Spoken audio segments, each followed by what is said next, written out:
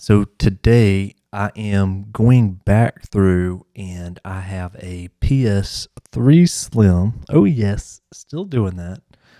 And I'm getting ready to put it and everything back together again. So this is the motherboard, but we're not going to need this just directly at this moment. This is going to be kind of fun, I think, just to look into and kind of see kind of what all the different parts are and everything like that. Um, like here is the graphics chip. This says RSX. Here is the other chip that is the actual like CPU. And this machine has had quite a bit of different types of dirt. So when I originally got this, I had to do quite a bit of work in order to kind of get this one back together again. As you can see, it still looks pretty horrible. And that is strictly because of where it came from, or the PS3 that it came out of. Okay, so I have with me here, this is the heatsink that came with it. I have went back in here and I have removed the thermal paste that was on both of these sides right here. And I have actually just done a bunch of just cleaning up and brushing up. Maybe compared to the last video that I had where there is quite a bit of dirt that was in here. There's still maybe a little bit, but this was pretty nasty. This was cleaned up with using one of these, which is just this Surf ONN electronics duster. And there really is a large number of parts here. Here is the fan that is inside of this model.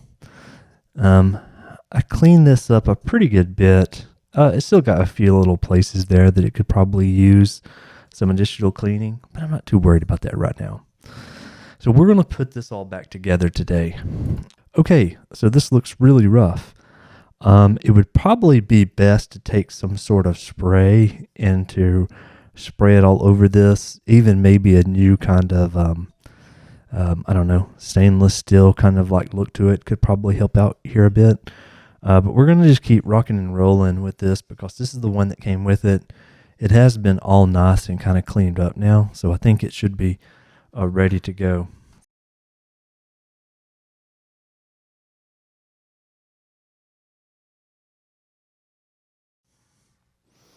There we go.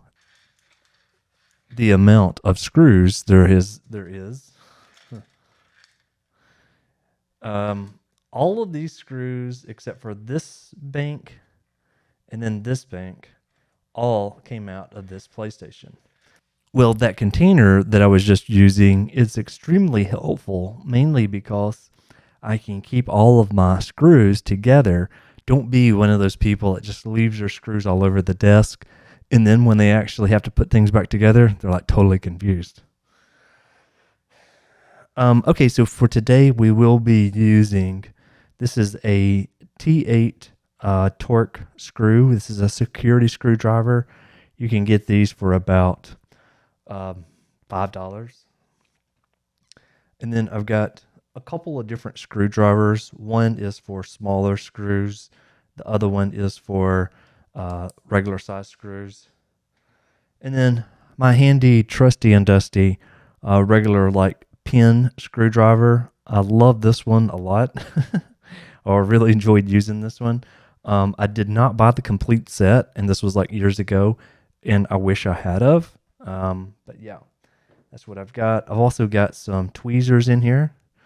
And before I do that, I was going to say, so there is a reason for the madness. Like in here, as I'm taking out screws, I start here and then I work my way all the way backwards, and then I go up and I go over kind of like this. In this instance, what we'll be doing is that I'm going to start here and we're just going to work our way back. So we've got 4 screws. So that's at least how I kind of try to keep up with them. One thing that was neat about most of these devices or most of these systems is that they did give activity of where there's going to be a screw that's being held out.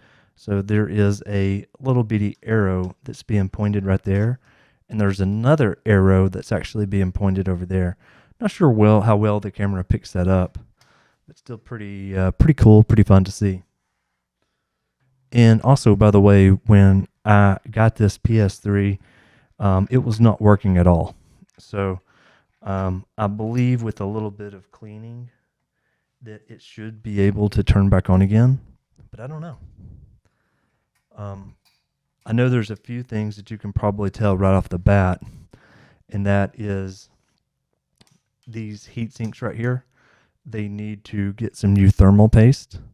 Thankfully, I already have all that thermal paste and all those tools, utilities hanging out here with me today. Okay, we got 2 in there. Let me know what you've been up to. Anything fun, cool, or exciting? I got this PS3 off of a person that has sold me one of these in the past, and I have repaired it. And so usually with a pretty good repair, and by the way, I'm not doing this to like sell to people, but I do find that after fixing a big majority of these, it's real easy to have like 6 or 7 working PS3s around the house. And right now I've got about 5 Xbox consoles that are also broken that I will probably be repairing.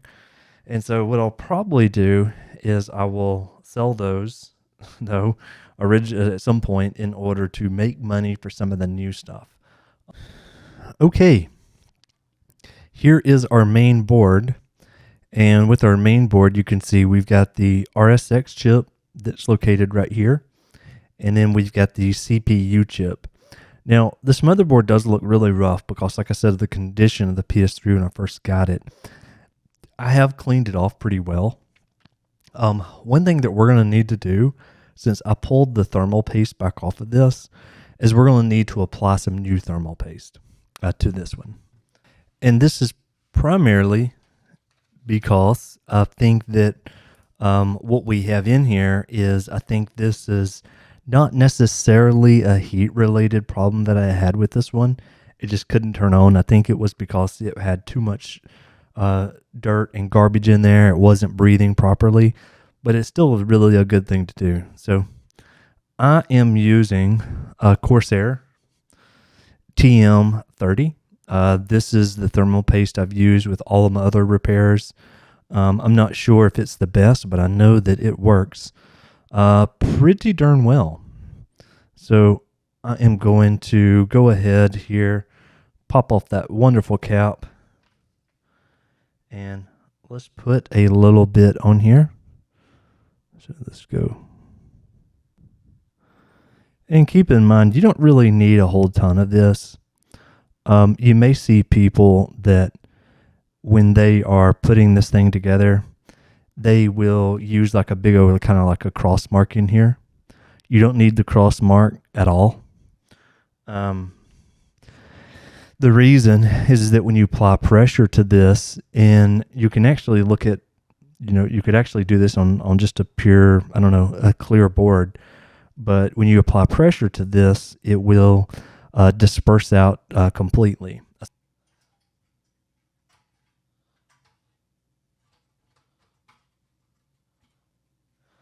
Okay, so that's how this one should go. This is the hard drive bay that's right here. Then if I flip this up, there is obviously the ports to it. And then I needed to feed this out through this one right here. That way that motherboard can connect up to the power. Can connect up, to the main machine. Okay, so I believe there is quite a few screws here. So let me go and see how many we've totally got here. By the way, if you've got any questions, comments, or suggestions, let me know. I love sharing knowledge, especially with this. Got a bunch of videos over there on the YouTubes. If anyone likes to watch or to potentially learn about this. This one, I'm not doing the normal reflow that I normally would do.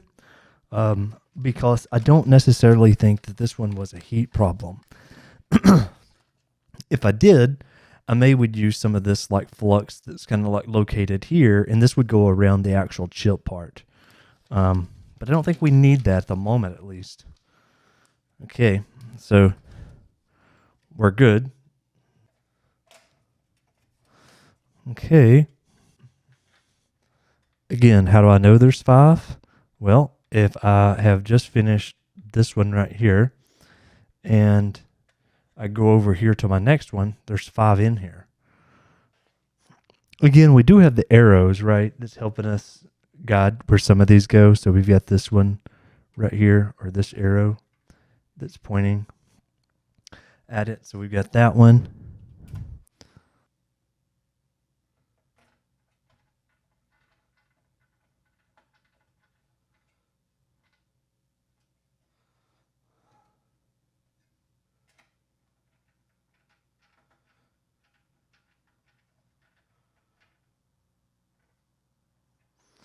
And let's see what else we've got.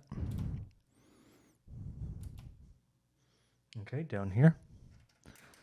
I would highly encourage you record the video of you taking it apart.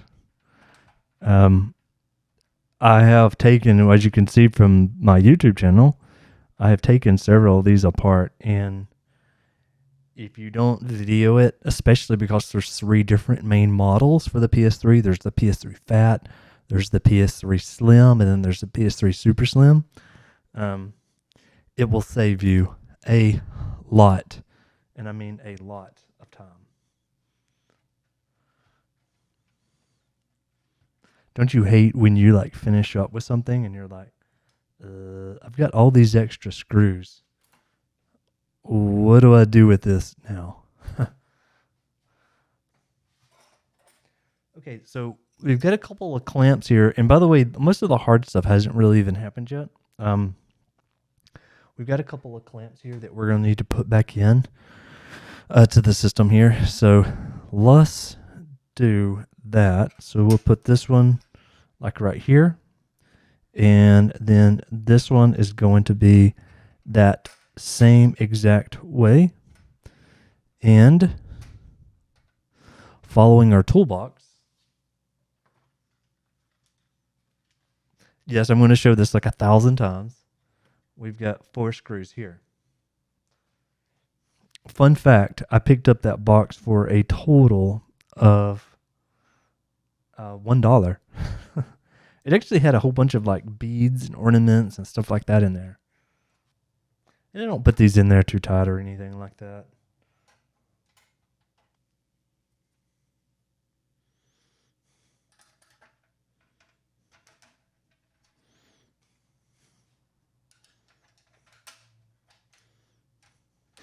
Okay, so I believe both of these are in there pretty good. I do want to be able to get these back out one day if I ever needed to. And another thing that may be kind of like a fun note is that this system right here was a total of I paid $30 for this system. Which, you know, as we've been kind of going through all of this, you've been able to tell the pricing is just very close to like nothing. And if you fix and repair one of these, in most parts, they're still running about, you can probably get easily about 100, 150. And especially if you pair these with games, you can get a majority of the games at like local thrift stores. That's where my whole entire collection came from. And if you put 1 or 2 games, typically with the system, and especially if you create and make some really nice covers, such like this one, then it is pretty easy to get 150 or so bucks back out of this, as long as you enjoy the hardware repair part. For myself, I really like it because it's something that I kind of get something back out of with restoring these older machines. Okay, so I think that's it for here for the moment. We're all back to, well, the most part of this is back together again. Sure, the cover looks really bad. Like I said, I could have spray painted that and got that back at a color, but at the end of the day, it doesn't affect the functionality. So I'm just going to leave it just as it is for the moment.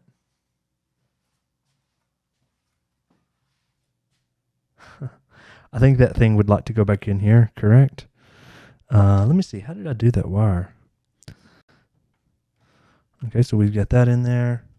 And then over here, there is this thing that we're going to hook it around with. Okay. Okay, so there we go. We got the 2 screws. The other thing that that box helps with is that you don't have to necessarily figure out which screws go where. Sometimes I would pick up shorter screws or longer screws, and I'd be like, okay, do those go here? Oh, yes, they actually do go there. So I thought that was pretty neat to have. Okay. If that had fell into the fan, then that would not have been very fun. Okay, great. It's starting to come together. It's actually a pretty heavy little machine once you take a look at it. Okay, so now we're going back to the bottom of the case. The bottom of the case turned out pretty nicely after a good old-fashioned wash. I actually washed these in a bathtub. Yes, you know you have entered the ultimate level of geek when you're washing these in your like a bathtub area. So yeah, I got that pretty good and clean. Let's take this. Let's bring this back over here. So I need to put these 2 pieces back in, and I do have a couple of architecture diagrams of how these were originally in there. And let's see. So I'm looking at this thing. That was 1, and that one was 2.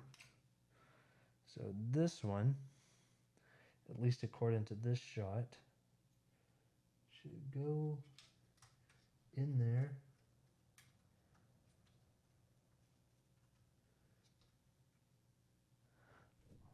Looks like just like that.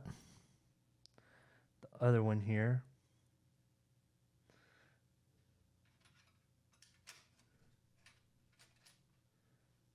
It's got some more dust on it.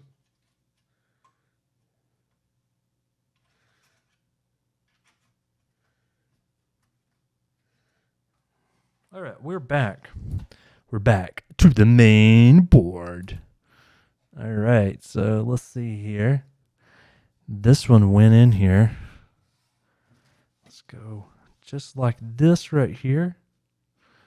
Because we're lining up our ports here. Sorry, we're lining up these ports with these right here. So goes in there something like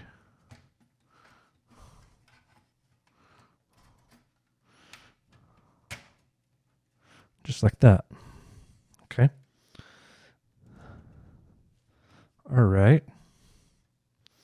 And now I am sure there's quite a bit that I need to do from here. That does feel really good. It does seem like that was a little bit easier to get connected than at least the other times I've worked on this. So we need to feed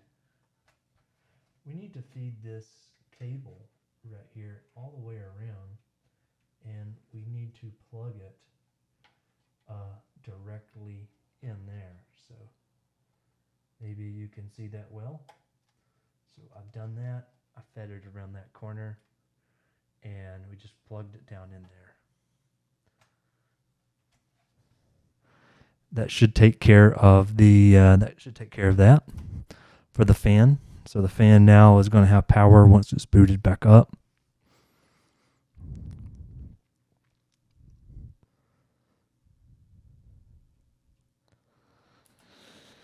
All right, it's back to screws. So let's see what we've got.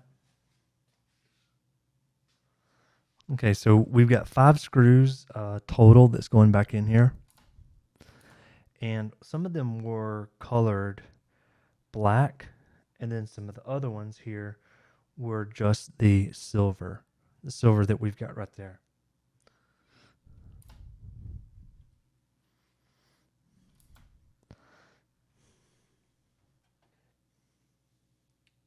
It appears that the silver ones are going to go up front.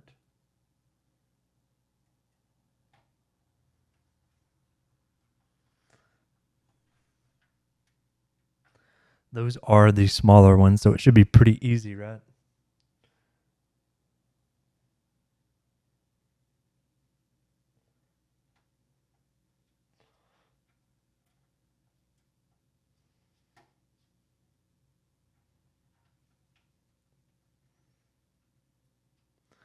We've got our 1, and then we've got 2.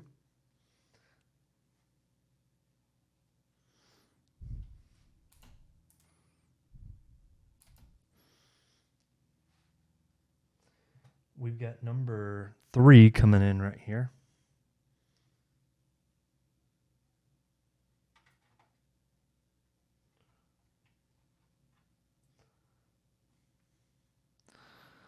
And let's see what else we've got.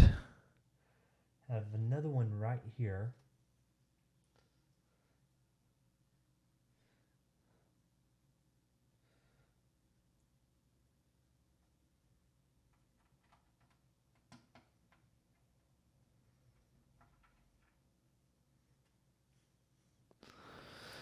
I think the last one was at the top.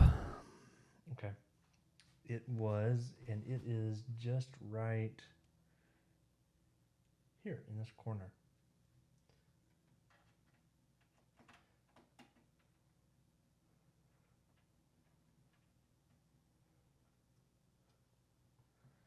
Okay. So that is the 5 screws that we had here. Let's see what else we've got.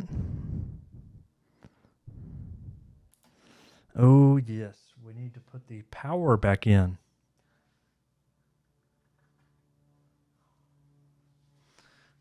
So again, another big plus to keeping video notes.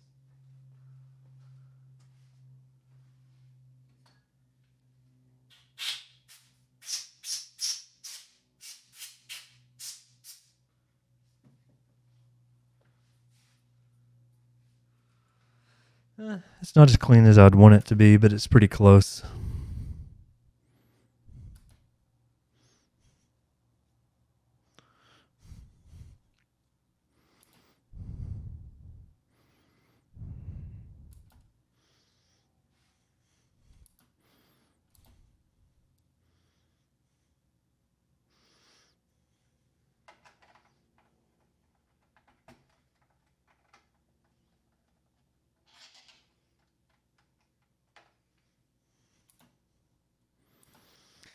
Okay, and for that one, and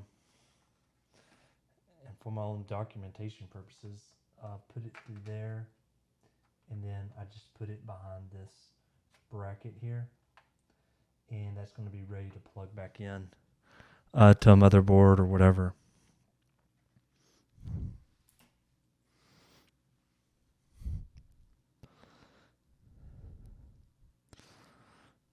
Okay.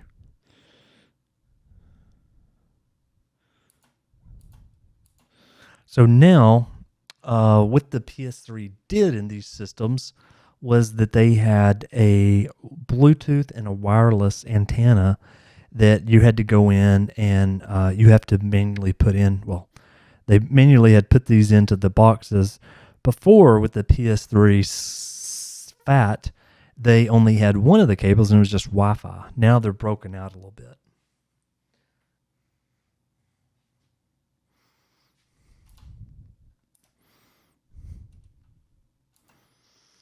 Okay, so here is the first one we're going to put in. And let's see.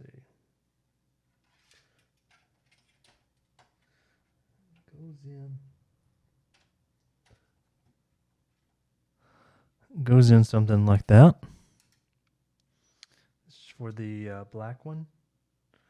And there is a couple of cables down here that helps guide you through the process of holding these down appropriately. So that's the black one. I believe that one is Bluetooth. And then there is this white one here that is for Wi-Fi. So yeah, you don't want to mess up you don't want to damage your Wi-Fi or those other cables.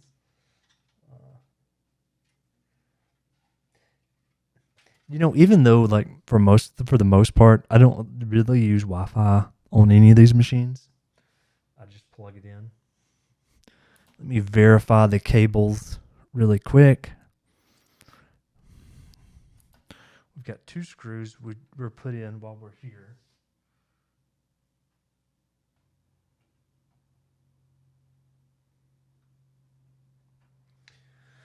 Again, these are really small little screws, so you do need to be quite careful with these. Go over here. Let's punch that in. Okay.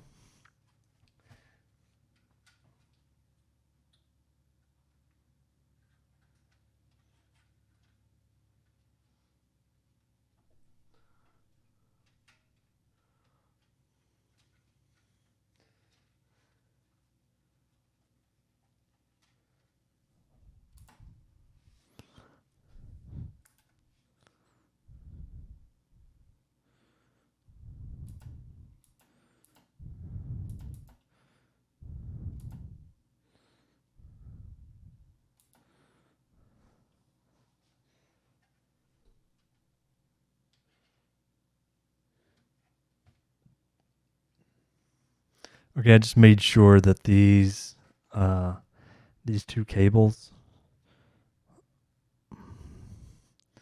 we had the black one and the white one, that they are connected properly. And we won't have to plug these in just for the moment here.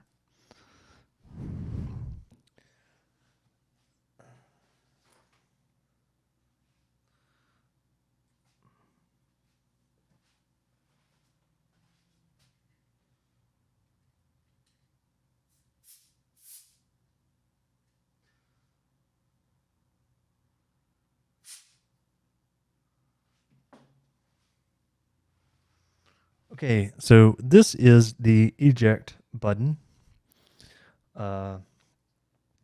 We need to put this one back in here.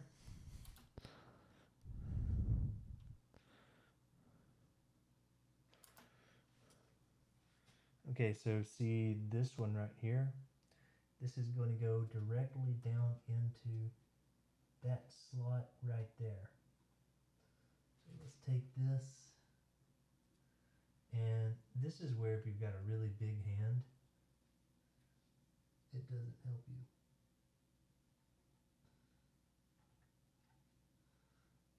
Okay.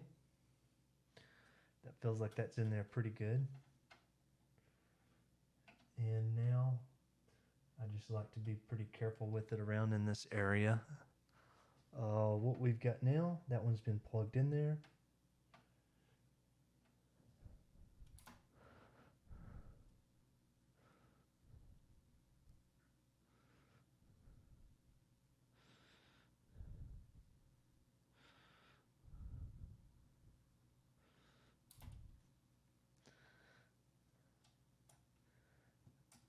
And we'll leave it like this just for a minute because we've got to put the optical drive back in here.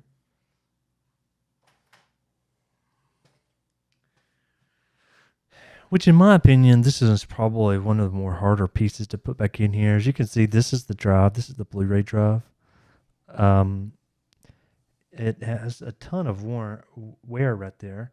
But then there's also all these additional cables you've got to get into the system in order to get it all hooked up. Thankfully, there is a little bit of room, as you can kind of see right there. But not all of them has that much room. So this is going to be one area. This one, and then this one.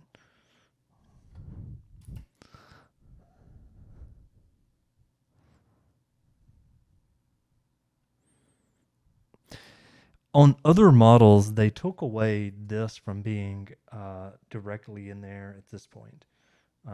So keep that in mind if you'd like to.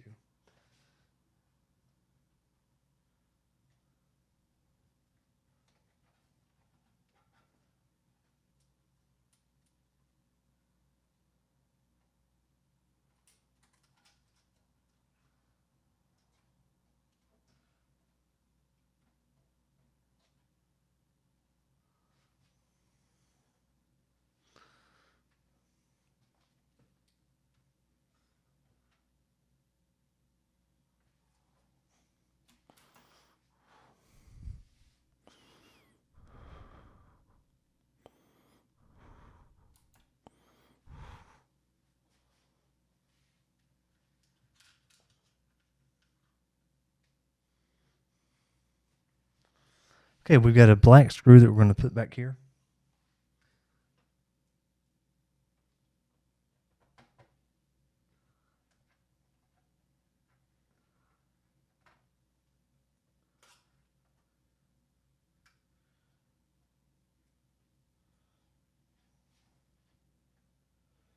All of those cables are now connected, which is a really good thing.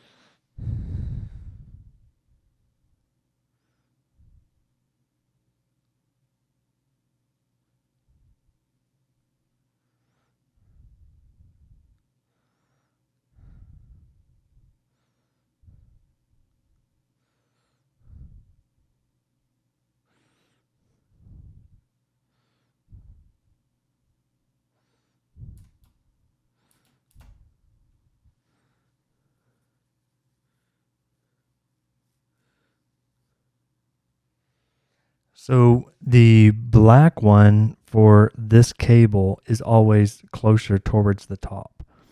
So I'm going to drop this in right here.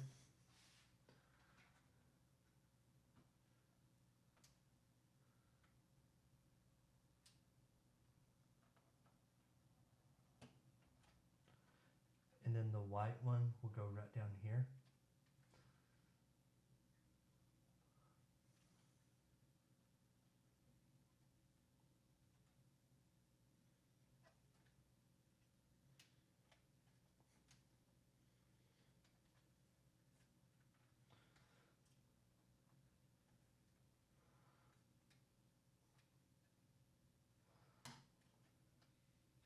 Okay. You might have just heard those kind of like press in, and that's how that's supposed to go.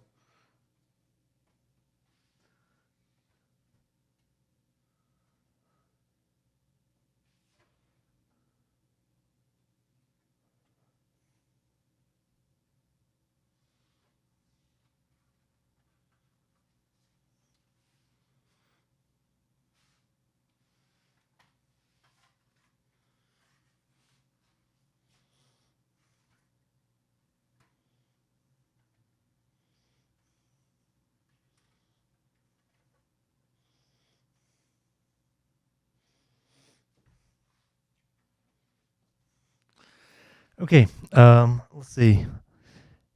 Now, power supply, and I think there is 2 cables that goes along with this.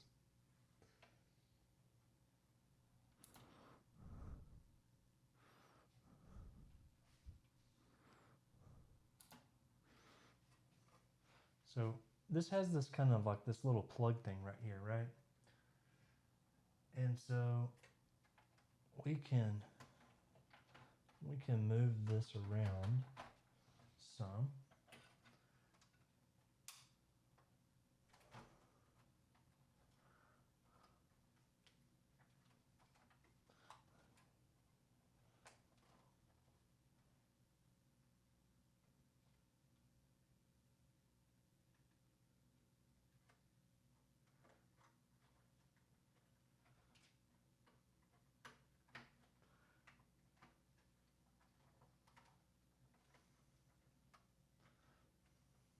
Okay. So plugged that one back in.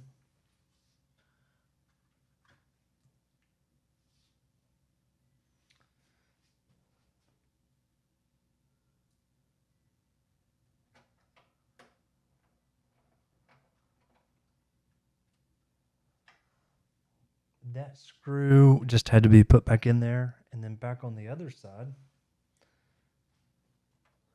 More plugging in of the things. So before we plug that in, I'm going to go ahead and mount this screw down.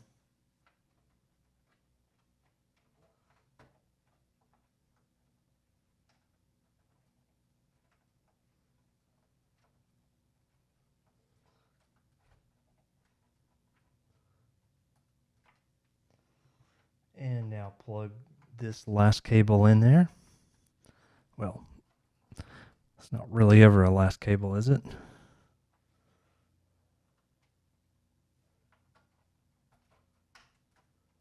Okay. All right, so that feels pretty good right now.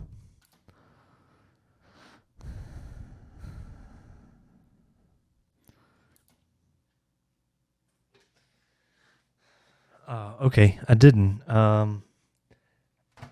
We are good here, so after verifying that, I think we're good.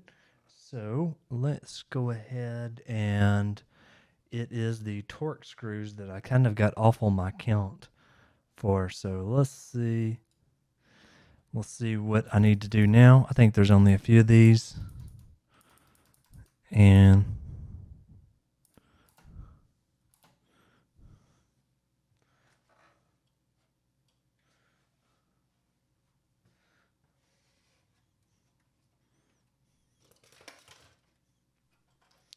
oh, that's not what I wanted to happen right there.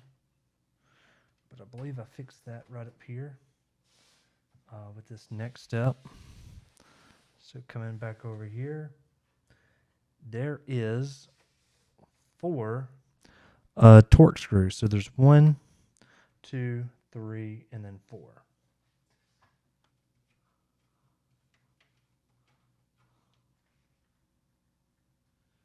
Okay, there's actually there's 7 of them, and these go in these various holes right up here. I'm not going to put those in at the moment, mainly because I just want to do a quick test to see if we get something that boots back up again, and then we'll kind of go from there. Okay, so here is the hard disk drive.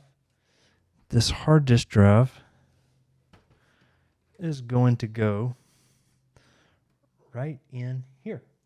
So we'll take that and we'll just slide it right in here. We'll drop that little thing down a little bit. Actually, it should have went the other way. And just to ensure that this is held down pretty good, we'll open this little piece back up again. Right there is going to need the famous blue screw, which I've been using all throughout. Really, it's been in every PS3 version.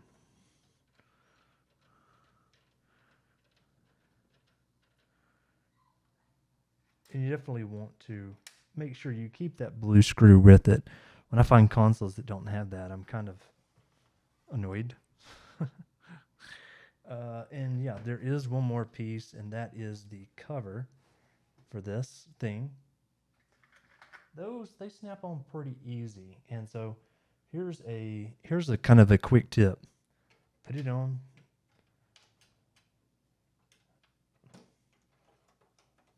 Put it on something similar like this, and it's just a snap in. Like, just snap it in that way. A lot of people play around with that, and it takes them a while to get to the right setting. Okay, so it isn't all the way shut because I didn't put in those extra screws, but I do have a power cord here. We're going to put in there.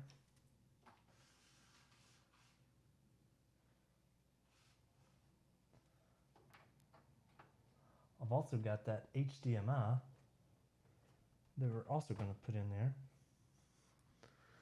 there. Okay. And so now you might be able to see there is a red light that is on this thing.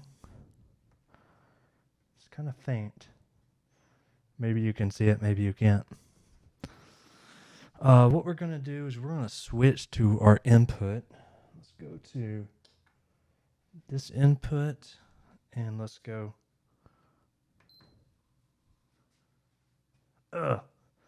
Doesn't sound good right off the bat.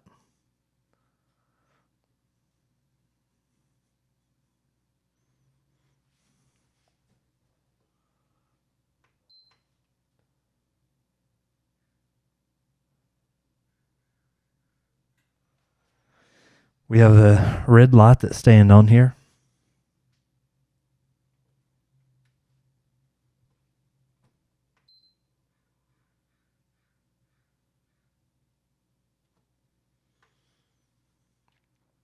We had a red light, then a green light.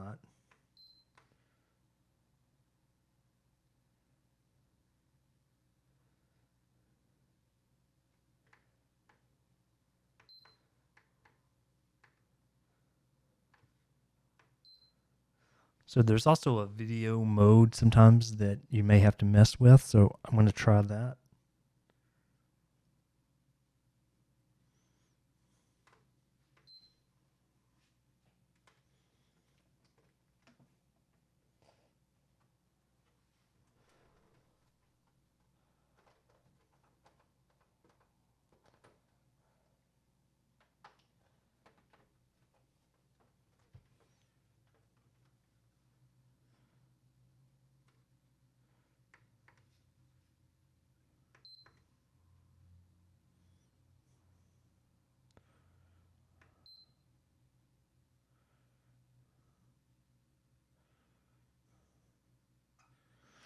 Okay.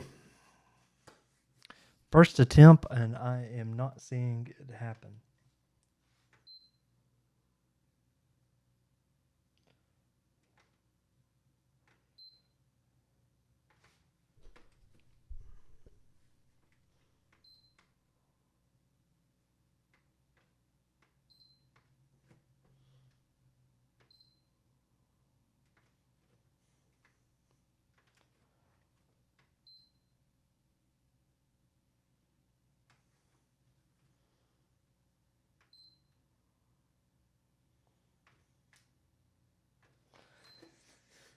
Okay, what I'm worried a little bit about here is that it could be potentially something going on with the motherboard.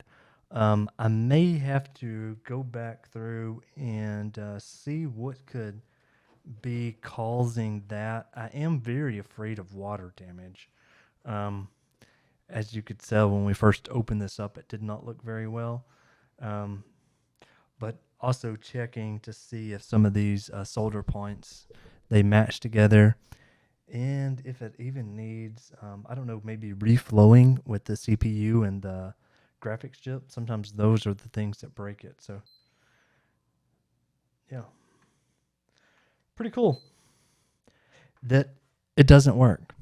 Anyway, thanks all for hanging out here today. I wanted to put this one back together, but I haven't gotten around to it. So I thought I'd stream it. But we are not back there just yet. I have to think and see what's kind of going on, or what other problems could be on this one. Well, thanks for hanging around, and I will see you all on the next stream. Bye bye.